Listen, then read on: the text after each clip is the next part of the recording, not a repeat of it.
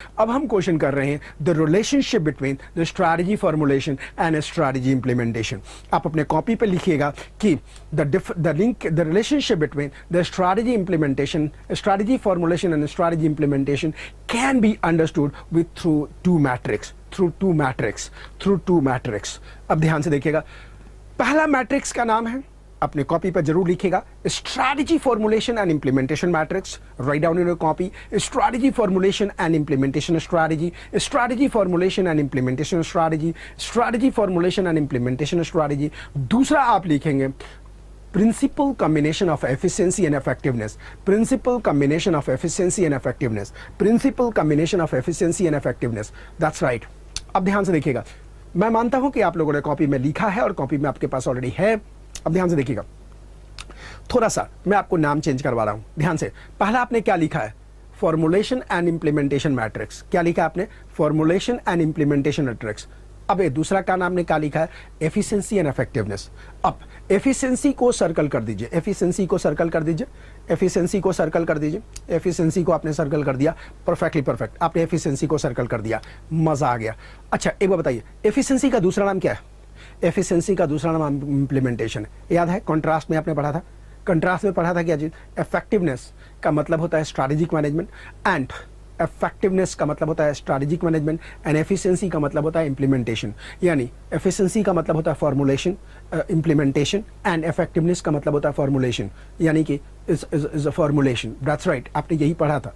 अब एक छोटी सी बात बताइए, अगर हम एफिशिएंसी का नाम इंप्लीमेंटेशन कर दें एंड इफेक्टिवनेस का नाम हम अगर फॉर्मुलेशन कर दें, तो इस स्ट्रैटेजी का नाम क्या हो जाएगा। ध्यान से देखिएगा, एफिशिएंसी जो है वो चेंज होके क्या हो गया, फॉर्मुलेशन, एंड एफिशिएंसी क्या हो गया, इंप्लीमेंटेशन, एफिशिएंसी हो गया इंप्लीमेंटेशन, एंड इफेक्टिवनेस हो गया फॉर्मुलेशन, एंड इफेक्टिवनेस हो गया फॉर्मुलेशन, एफिशिएंसी हो गया इंप्लीमेंटेशन, एंड इफेक्टिवनेस हो गया formulation.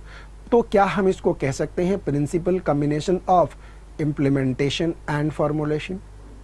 Can we say principal combination of implementation and formulation? Principal combination of implementation and formulation? Yes, Sandeep Kumar, we can say. तो अब नाम क्या हो गया, इसका नाम है formulation and implementation matrix, and इसका नाम है implementation and formulation matrix। तो अपन लोगों को याद हो गया। तो अपने एग्जाम में अगर क्वेश्चन आता है कि how many matrix are there to express the relationship between formulation and implementation, तो आप कहेंगे there are two matrices to express the relationship between the formulation and implementation। अब ध्यान से देखिएगा, यानी दो का नाम याद करना आसान हो गया। पहले में क्या था, formulation and implementation, दूसरा में क्या है, implementation and formulation। पहले का क्या है, इसका नाम क्या है, फॉर्मुलेशन एंड इंप्लीमेंटेशन, इसका नाम क्या है, इंप्लीमेंटेशन एंड फॉर्मुलेशन, इसका नाम क्या है, फॉर्मुलेशन एंड इंप्लीमेंटेशन, इसका नाम क्या है, इंप्लीमेंटेशन एंड फॉर्मुलेशन। अब आप कहेंगे कि सर दोनों में क्या अंतर है, तो ध्यान रखिएगा, जब हम फॉर्मुलेशन में रहेंगे तो हम कहेंगे कि फॉर्मुलेशन सही होना जरूरी नहीं है, इंप्लीमेंटेशन सही होना जरूरी है, जो बेस में है वो सही होना जरूरी है। अब ध्यान दे देखिएगा, इसका नाम क्या जा रहा है, फॉर्मुलेशन एंड इंप्लीमेंटेशन।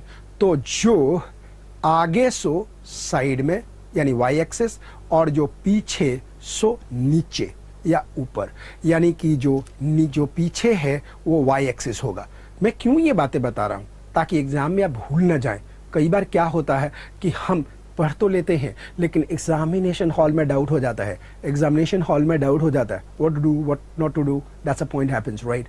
सो हमें क्या करना है, बहुत सिंपल पॉइंट है, this is a strategy formulation, that's a strategy implementation. Is that clear? So now simple सा सवाल हमें क्या करना है, सिंपल सी बातें करनी है। जो पीछे है वही एक्स एक्सिस होगा, और जो एक्स एक्सिस होगा हम कहेंगे तू ही सही है। अब जैसे इसमें देखो क्या है, एफिशिएंसी यानी इंप्लीमेंटेशन, इफेक्टिवनेस मतलब फॉर्मुलेशन।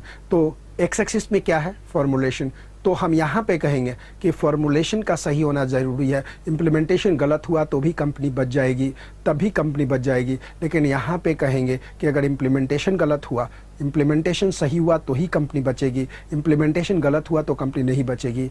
ध्यान से देखना, यहाँ पे कहेंगे कि अगर फॉर्मुलेशन सही है तो ही कंपनी बचेगी, सर्वाइव करेगी। यहाँ पे कहेंगे कि इम्प्लीमेंटेशन सही होगा तो ही कंपनी बचेगी। समझ में आ रहा है रिलेशनशिप का बेस? अब ध्यान से देखना, ये छोटे से बच्चे के केस है। बच्चे का केस क्या है? एक छोटा सा बच्चा है, मम्मी की गोदी में बैठा है। मम्मी की गोदी में बैठा है तो उसे कोई पूछते हैं कि पापा पूछते हैं, बताओ बेटा मम्मी अच्छा या पापा? तो कहेगा मम्मी। पापा के गोदी में आ गया, मम्मी पूछेगी आप बताओ मम्मी अच्छा या पापा? तो क्या बोलेगा? पापा। यानी कहने का मतलब कि हम यहाँ पे है तो कहेंगे कि इम्प्लीमेंटेशन का सही होना ज़रूरी है, लेकिन अगर हम यहाँ पे है तो हम कहेंगे कि फॉर्मुलेशन का सही होना ज़रूरी है। हम कहाँ पे हैं कैसे पता चलेगा कि एक्स एक्सिस पे क्या है? अब ध्यान से देखिएगा, यहाँ पे एक्स एक्सिस पे क्या है? इम्प्लीमेंटेशन। यहाँ पे एक्स एक्सिस पे क्या है? फॉर्मुलेशन। यानी जो एक्स एक्सिस पे है हम उसको सही ठहराएंगे। Is that clear? Is that clear? So ये बेसिक अंतर है, ध्यान रखिएगा। अब हम एक काम करते हैं, फॉर्मुलेशन एंड इम्प्लीमेंटेशन मैट्रिक्स को देखते हैं। फॉर्मुलेशन एंड इम्प्लीमेंटेशन मैट्रिक्स को देखते हैं। अब आप कहिए 2x2 मैट्रिक्स बनाइए, 2x2 मैट्रिक्स बनाइए, 2x2 मैट्रिक्स बनाइए। एब्सोल्युटली क्लियर, 2x2 मैट्रिक्स बनाइए। बना दिया आपने। अब इसके 2x2 के मैट्रिक्स बनाइए। लक्ष्य अग्रवाल जी, थैंक यू सो मच लक्ष्य।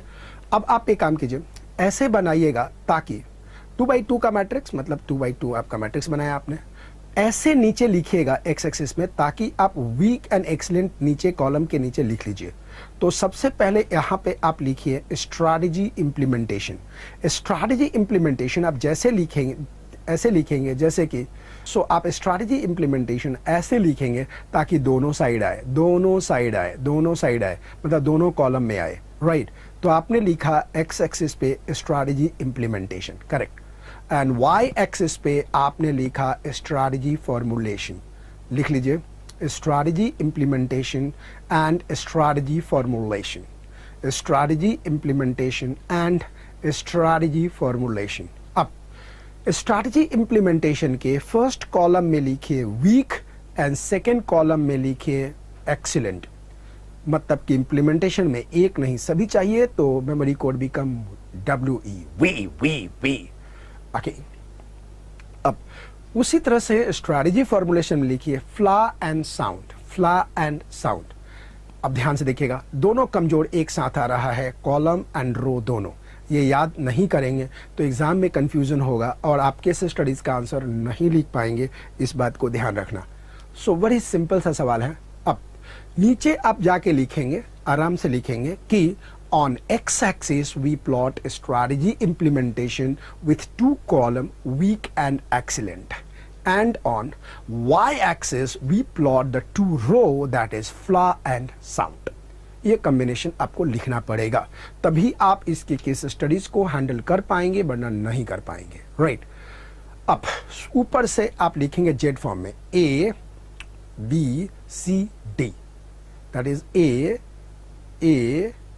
B C D, Z form में A B C D, A B C D।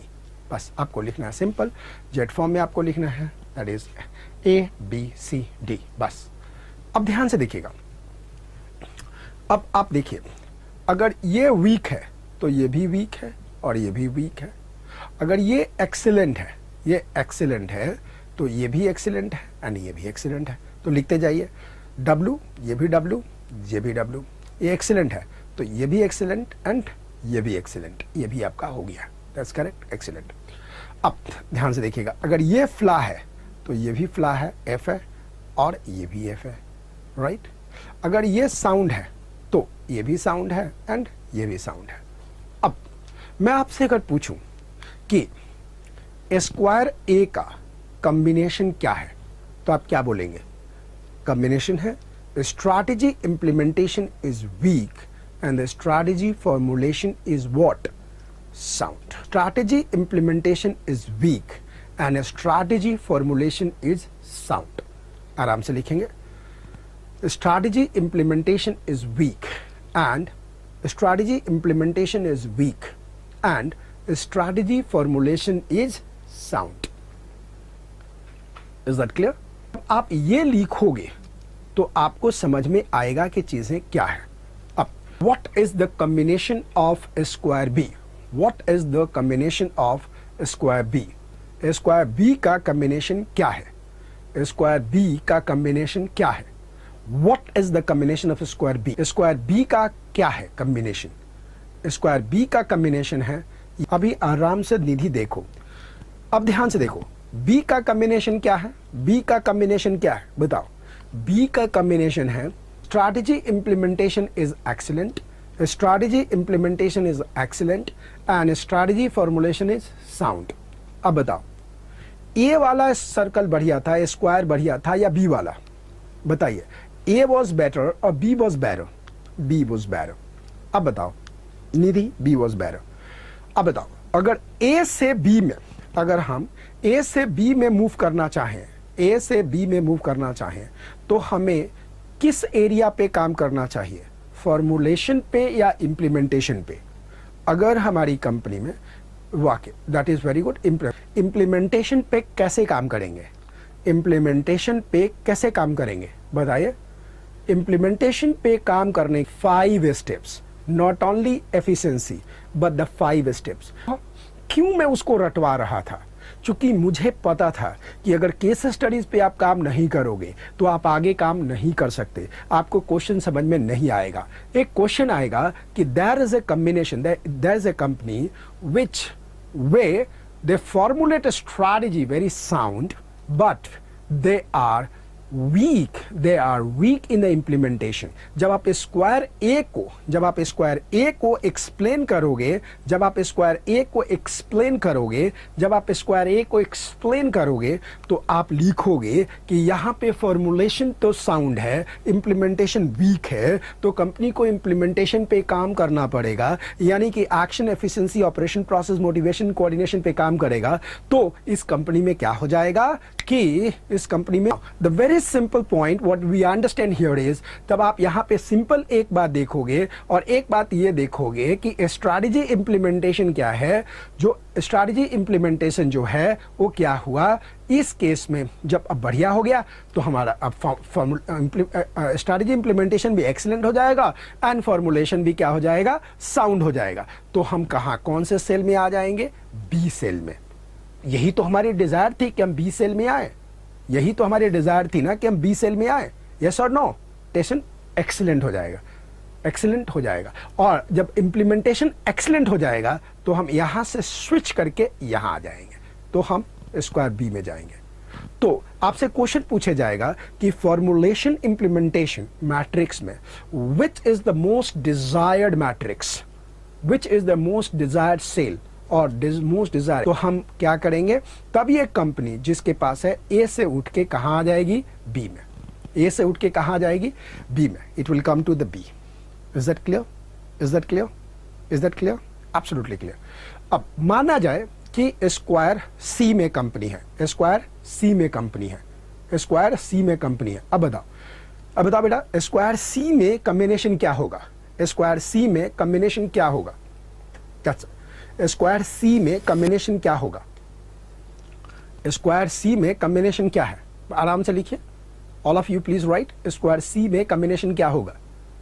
Square C में कॉम्बिनेशन होगा, स्क्वायर सी में कॉम्बिनेशन होगा strategy implementation is weak and strategy formulation is flaw.